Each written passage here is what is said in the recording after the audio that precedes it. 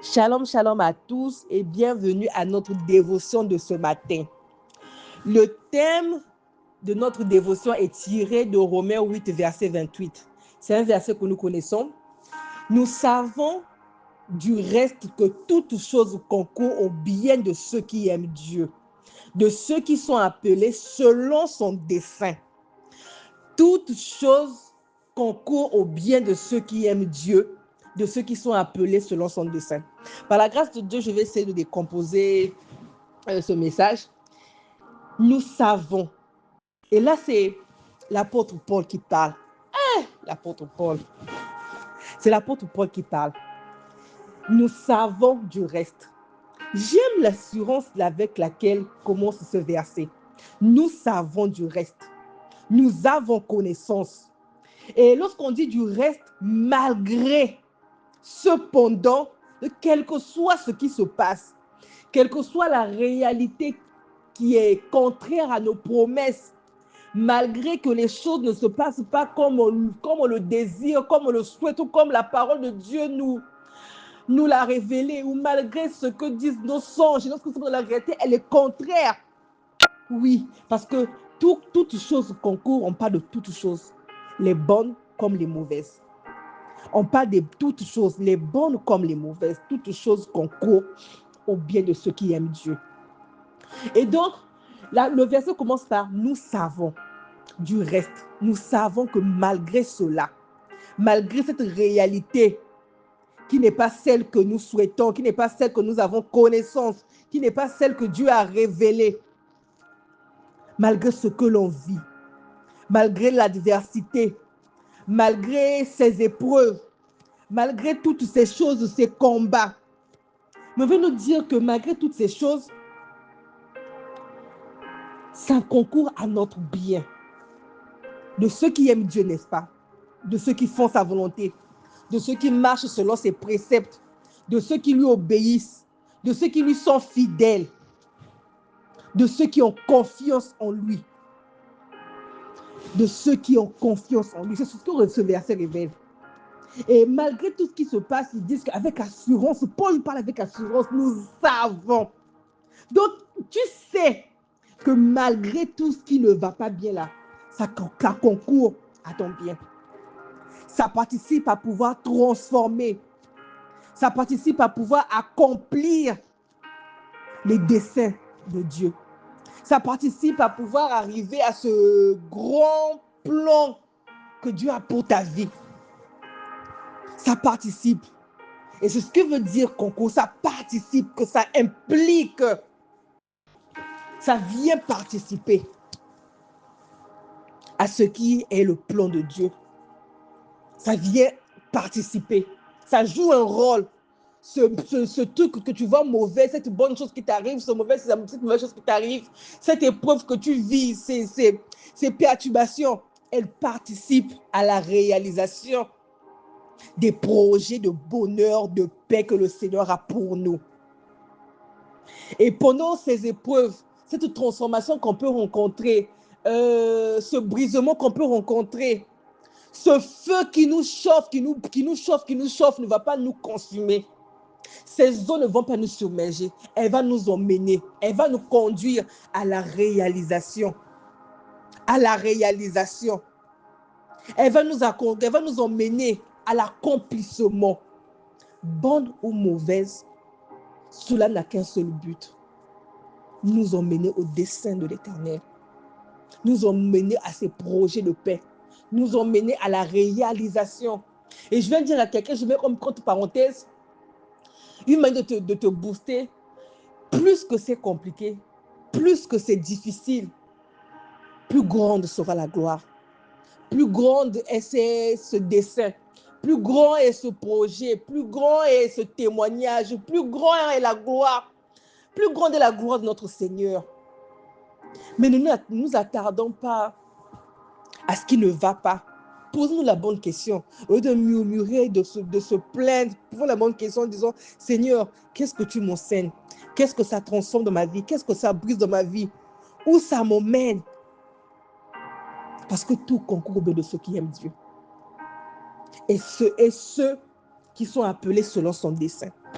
selon ce qu'il a tracé, selon ce qu'il a prévu pour nos vies. Ça n'a qu'un seul but, les bonnes comme les mauvaises. Parce que souvent quand ça va bien, et surtout de se plaindre, on ne se plaint pas. On est joyeux dans la paix, tout va bien. Tout se passe comme on le désire. Tout va bien, donc on ne se plaint pas. Et on revient souvent se plaindre. Des fois, même quand tout va bien, on s'éloigne de lui. On ne le sert plus avec zèle, on ne le sert plus avec toute la joie, tout l'amour. On devient lourd de notre service. On s'éloigne même, on a même oublié qu'il est Dieu, qu'il est là, qu'il est présent. Et quand tout va mal, nous voilà en train de venir murmurer encore. Mais nous pouvons voir la vie de Joseph. Nous pouvons voir la vie de Job. Nous pouvons voir la vie d'Abraham. Nous pouvons voir la vie de tous ces personnages bibliques. Nous pouvons voir la vie de ces personnes dont parle la Bible. Regardons Joseph. Tout ce qu'il a traversé a emmené à quoi? Tout ce qu'il a traversé a emmené à un seul lieu, à ce projet que Dieu avait prévu pour lui, à ce plan que Dieu avait tracé pour lui. Ça l'a emmené à ce que Dieu lui révélait à travers les songes. Tout ce qu'il a dû traverser l'a emmené à un seul lieu, l'accomplissement de ce que Dieu avait prévu pour lui. Et pendant ces différentes étapes, pendant ces différentes épreuves, il a été brisé, il a été transformé, ça l'a rendu meilleur. Et nous voyons à la fin l'acte qu'il pose. C'est là où on rejoint. Et je veux que quelqu'un aujourd'hui puisse parler avec assurance. Parce que la réalité qu'on vit n'est pas une vérité. Elle n'est pas ce que Dieu a prévu. Dieu, ce qu'il a prévu, il te l'a révélé dans tes songes, à travers les serviteurs de Dieu, à travers la parole de Dieu même. Quand il dit qu'il y a des projets de paix pour toi, est-ce que ce que tu vis, cette épreuve, est une paix? Ce n'est pas une paix, puisqu'elle te tourmente, puisqu'elle te fait réfléchir, puisqu'elle t'attriste. Mais de rester concentré sur ce qu'elle peut créer comme sentiment négatif, si on se concentre sur ce qu'elle apporte, sur le projet de paix qui est le résultat final, si on se concentre sur ce dessein qui est le résultat final, si on se concentre sur la volonté de Dieu qui est le résultat final, on parlera avec assurance comme parle Paul. Nous savons, malgré cela, que c'est pour notre bien. Parce que le résultat, c'est ce que Dieu a déclaré dans ta vie. Le résultat, c'est ce que Dieu a dit. Le résultat, c'est ce que Dieu veut pour toi. Le résultat, c'est ce que Dieu a prévu pour toi. Le résultat, c'est ce que Dieu veut. Mais Dieu, de fois, regarde à nos faiblesses, à nos manquements. Et il faut qu'on passe par ce feu pour être poli, pour être meilleur. Alléluia. Malgré cela, nous savons, ayons l'assurance, faisons-lui confiance. Parce que là, Paul exprime sa confiance. L'apôtre Paul vient exprimer sa confiance vis-à-vis du Seigneur, que malgré ce qui se passe, que malgré ce que je vis, malgré ce que je vois, je sais une chose, Seigneur, que tout ce que tu fais est pour mon bien. Tu es un Père aimant, tu es un Dieu fidèle, tu es un Dieu amour. Tu ne m'as pas créé juste pour vivre ça, tu ne m'as pas créé juste que je puisse souffrir. Ta parole déclare que tu as des projets de paix pour moi, Yahvé. Alors il veut déclarer avec assurance que nous savons que malgré ce qui se passe, malgré tout ce qu'il y a, malgré tout ce qu'on dit, malgré tout ce que je vois, je sais que tout concourt au bien de ceux qui aiment Dieu. Et Seigneur, je t'aime. Alors, je vais me rendre grâce, Seigneur, pour ces épreuves. Il faut qu'on arrive à ce niveau-là. Il faut qu'on arrive à ça, qu'on puisse atteindre cette maturité, de même rendre grâce à Dieu pour nos épreuves, à nous concentrer sur ce que nous enseignent nos épreuves, à ce que nous apportent nos épreuves, parce que tout concourt au bien de ceux qui aiment Dieu, parce que c'est un Dieu fidèle, parce que c'est un Père aimant. Nous devons pouvoir participer dans ces épreuves avec assurance. Alors que tu te brûles, tu es souriant. Alors qu'il y a le feu qui te chauffe, tu es souriant. Parce que tu sais que malgré que ça te chauffe, tu ne te brûles pas. Tu ne te brûles pas. Tu ne te brûles pas. Ayons cette assurance. Ayons cette assurance comme l'apôtre Paul. Ayons cette assurance comme l'apôtre Paul. Ayons cette assurance. C'est pour notre bien. C'est pour notre bien. Et que même si on ne peut pas encore comprendre, on ne sait pas encore pourquoi, on comprendra plus tard. Et le but, il faut chercher à comprendre. Le but, c'est de lui faire confiance. Et comment lui faire confiance si ce n'est pas être rempli d'assurance? Comment exprimer au Seigneur que nous avons confiance en toi? Si c'est en retirant la peur, si c'est en retirant toutes ces inquiétudes, et ayons la foi, ayons la foi. Avec assurance, l'apôtre Paul dit que nous savons du reste, que tout concourt, que toute chose concourt au bien de ceux qui aiment Dieu. Nous l'aimons. Alors, ayons cette assurance, soyons en paix, c'est pour notre bien.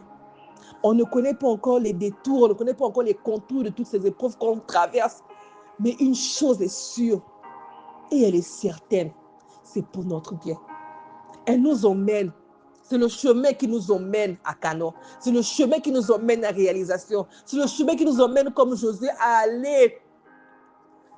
aller en Égypte et devenir premier ministre. C'est ce chemin qui t'emmène vers ton mariage.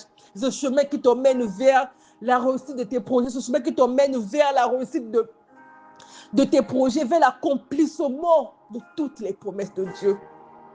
Ayons l'assurance. Parlons avec foi. Faisons-lui confiance. Il sait ce qu'il fait. Il sait ce qui est bien pour nous.